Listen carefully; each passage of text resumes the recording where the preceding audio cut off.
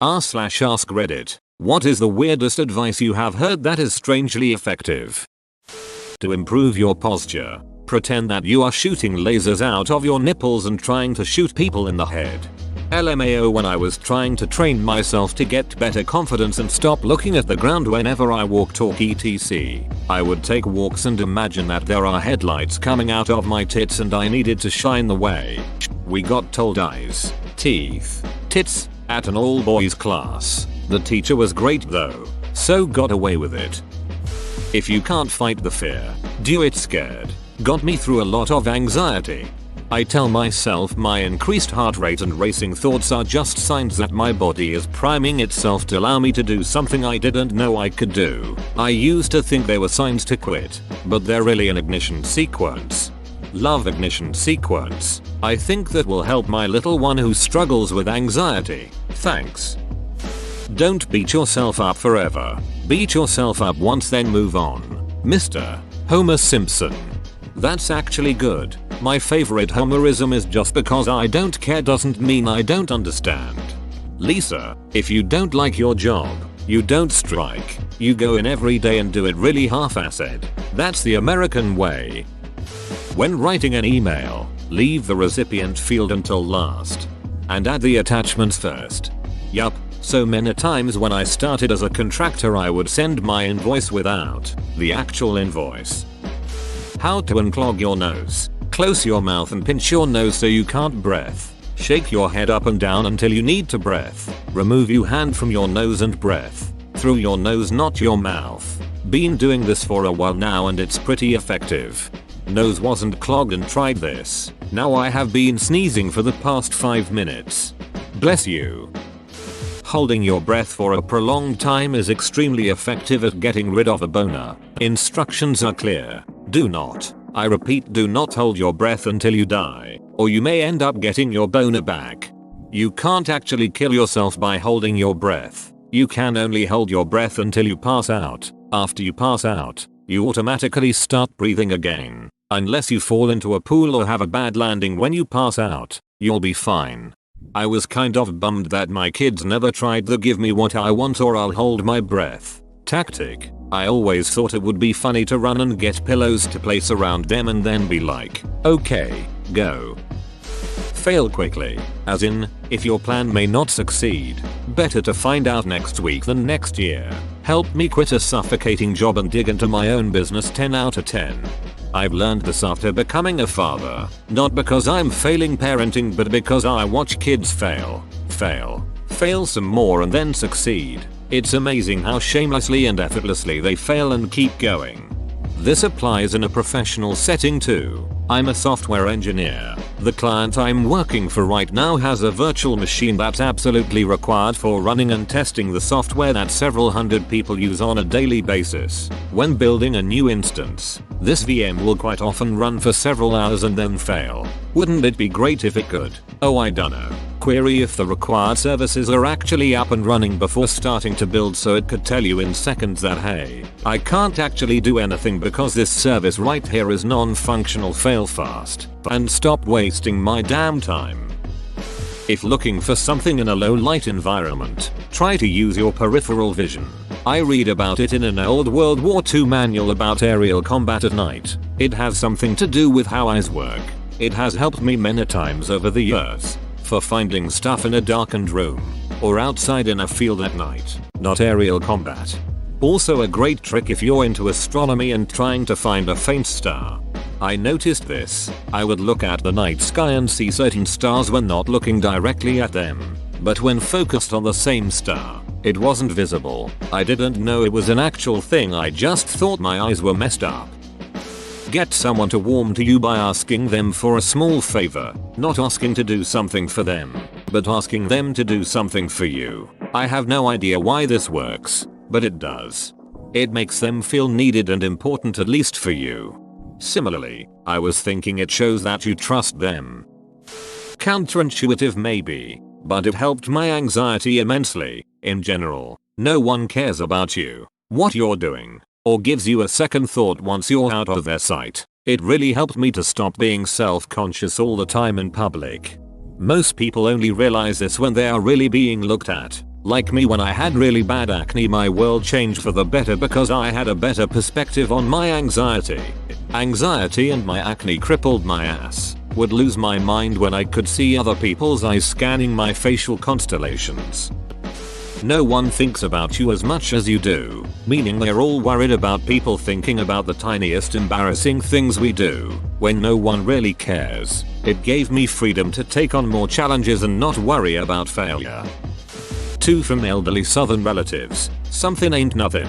Taking 5 minutes to work out, clean, work on a big project, etc. is better than 0 minutes. We often think we've got to do 2 hours of rigorous work or it doesn't accomplish anything. Time will pass either way. If you want to work to get better at something, accomplish a long-term goal, or change careers or credentials, don't look at the 5 years and think you'll be too old. If you're 24 and want to go to college, you'll be 28 in 4 years with or without a degree regardless of what you do in that time.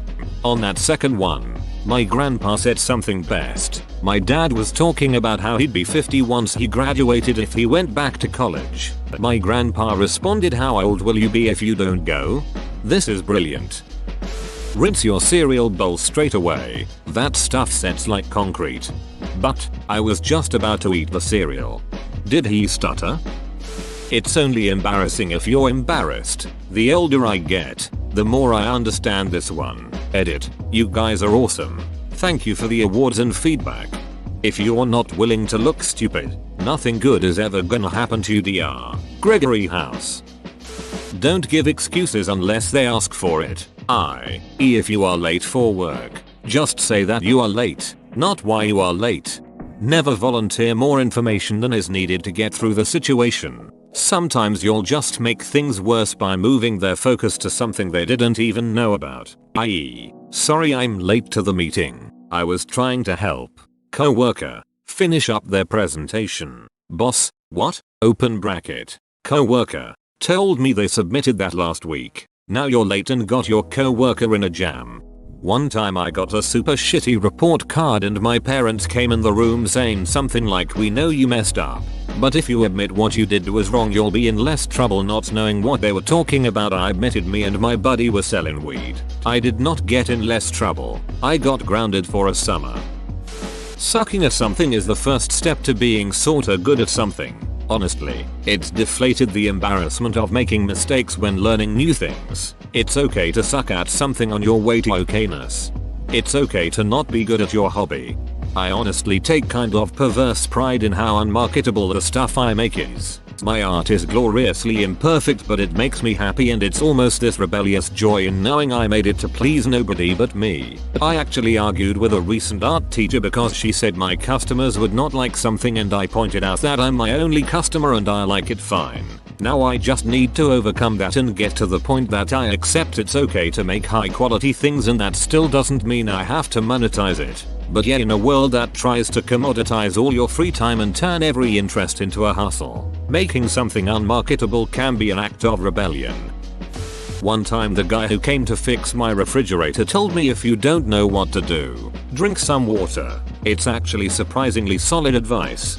I don't know what to comment. Sips.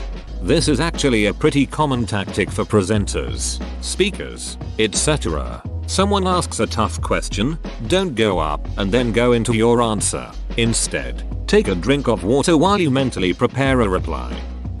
For all my others or other who struggle with executive function, do chores while waiting. Have something in the oven. Let's see how much laundry you can fold before the timer goes off. Microwave. I bet you can empty the dishwasher in 90 seconds. On a phone call, pop in those earbuds and let's tidy while we talk. I get so hung up on waiting mode. Trademark sign. And the novelty of trying to accomplish a small task during that interim feels a bit like a deadline pressure, which is basically the only thing that motivates me. Tricking my brain into a mini productive panic is startlingly effective. As a 30-something adult with newly diagnosed ADHD, I don't operate that way. I follow the "if you give a mouse a cookie" model. Put something in the oven? Sure. I can vacuum while I wait. Oh damn. The kids led their basketball inside? Why did they have it inside anyway? I'll put it in the garage. Man, this garage is filthy. I'll just tidy it up a minute. Hey, I found my fishing pole. I wonder if that pond around the corner actually has any fish in it. I'll just grab some chicken scraps, bait, and a beer from the garage fridge and go check. Meanwhile, my brownies have started a house fire and I'm trying to figure out where to do with this catfish I caught. I should have brought a bucket. You have my brand of ad, apparently, and sometimes noticing all the things that needs done turn into being overwhelmed and frozen from doing anything at all. If you want to buy something, wait 24 hours, and if you still want to buy it afterwards, then buy it. This has really cut my impulse buying down and has made saving money extremely easy. Personally, I calculate the item based on hours needed to work and try to visualize if me working those hours for it is worth it. Edit. I just want to mention I have OCD, so the waiting 24 hours thing did not work for me. Sometimes you have to find the method that works for you. People don't always remember what you say but how you make them feel. Here in Brazil, once I read something like this: your neighbors won't remember that you said good morning, but try to say duck you and they'll remember it for the rest of the day. I built the bridge that connects our town with the nearby city, but do they call me Tom the Bridge Builder? No. I set up the local fire brigade, but do they call me Tom the Firefighter? No. I do home repairs for my neighbors whenever they ask, but do they call me Tom the Handyman? No. But you duck one goat. This is one I came up with to explain my self-esteem. You can't sad your ugly away. I woke up one day after years of torment, a lot of which from myself, and realized that being upset about how I look won't make me any prettier. So I may as well just own my looks. I can fix what I can, but being upset about it ain't gonna do shit. May as well love my fugly self. Loving myself when I felt no one else would, and being happy and enjoying life despite it all. It really is the greatest revenge I could come up with.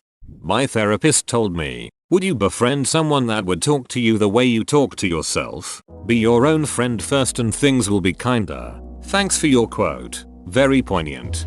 Honestly, I had self-image issues until I heard someone say, I'm not ugly, I'm just not my type, which I'll always remember. Everyone's someone's type, damn it. Whoa, you made it to the end? You're a ducking beast. I'll cut you a deal. Smash like and subscribe for more curated content, bruh. It's free and that's a great price.